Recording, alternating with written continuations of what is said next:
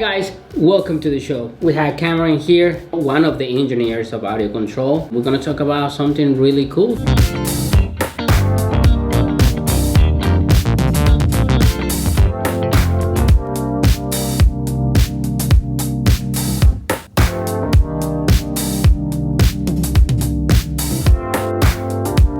How you doing? Doing good. How you doing, Fernando? Good, man. Good. How long you been working in AudioContro? I'd say almost about 4 years. What did you do before? Well, before I was in college, actually. Okay. So just straight from college to... Yep, I started interning here, actually, as an intern. And I'm like, this place is pretty awesome. And then they hired me after I got out of college. Nice. Yeah. Nice. That's pretty good. What was your first project that you have in here? Well, it was this right here, actually. This one is the that LGD, we're gonna talk about. How did you start with the project? The challenge was, as Chris told me, that in some cars, the radio won't work. It won't work with our products. We'd kind of already known that if you put certain loads across the input, put a really big resistor with, heat sinks, it's gonna dissipate heat. If you saw that in line, it would work. But for certain cars, you have to do that. And we're like, why is that? It was a problem there. Like, why is certain cars not work? I was like, Chris, what cars have this problem? And he's like, oh, it's this model and this model. I'm like, can you grab me the radio from them? And so he grabbed one of the entire radio units from those cars, and I took it apart. And I was looking at the main amplifier chip in the radio to figure out what's it doing, why is it not working? And it was really just a matter of like looking up the chip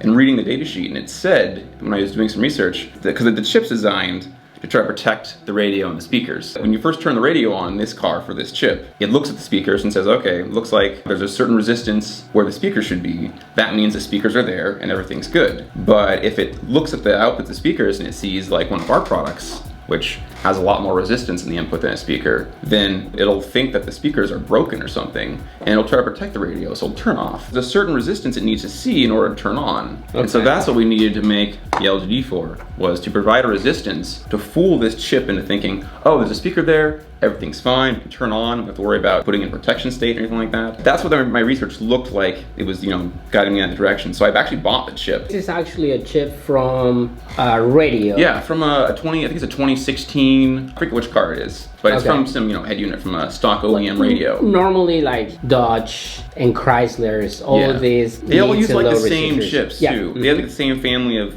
this is just an amplifier chip, 4-channel, 25 watts each or 50 watts each. So you buy the chip, then you start doing the research, how it works. So I figured out how to program, because this is a digitally controllable chip. And so I programmed it with this microcontroller, and I was able to send it signals and receive signals from the chip, and this chip would say, oh, we're in protect, we're not in protect. And so I could put different loads on the outputs of the chip and see it send a protection flag or not. Okay. And so I was able to make sure that when we choose the right resistor, according to the research in the chip, that the chip would work with that resistance. That's pretty cool. You come out with this one?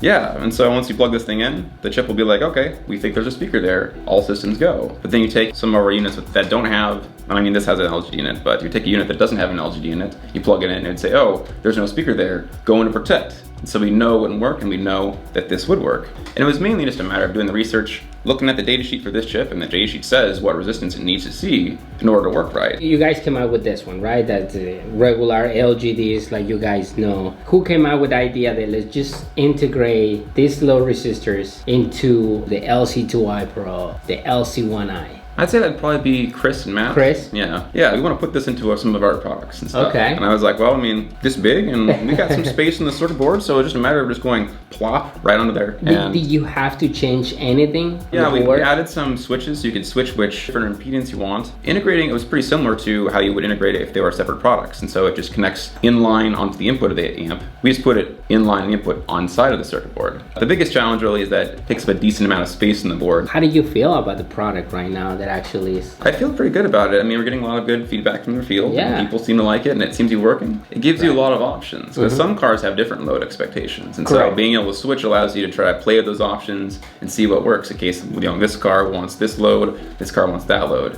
What is this? So these are PTCs. So these are part of the LGD. Okay. So these are here for a thermal protection mechanism. Thing is, when you have this in line, these can get hot. Basically, these are acting like speakers. And so if this thing is outputting 25 watts a channel, it'll be putting that 25 watts, or trying to put it through the resistors here. And so these LGDs, we put these in series with these PTCs. They do is when they get too hot, they become open circuit. They basically protect the circuit if it gets too hot. Safety feature we've added to all these products. You guys came out with 2060 and 20K. And the reason they did that is because most speakers have a certain range of impedance. The impedance that they look for when they're doing their diagnostic, when they turn on, just a bit higher than what they'd expect most speakers to be. So now this is the board of This is the Epicenter Micro. So this is one of our upcoming products. And just see how, we have all the control, switches and the pots and stuff. And then we have the whole load generating circuits right here. So we just usually integrate the whole LGD or LMC right into the circuit board right here. And we do the similar thing for the 2i Pro and the LC1i here. So what else we have? This is a prototype for the ACR4. So this is going to be our new volume controller. So it's got 2 different knobs you can turn. We're going to have the epicenter effect controllable by this knob, and then the volume level controllable by this knob. Right now we're developing this alongside the Epicenter Micro. Epicenter Micro is going to have both controls, and then future products are also going to utilize this. And you are involved or in charge of this? I'm in charge of this whole thing, the whole thing. When they came out and say we want 2 different volume control and one. First of all, I was kind of tearing my hair out. So the wire we use, it only has 4 wires. It's very, very challenging to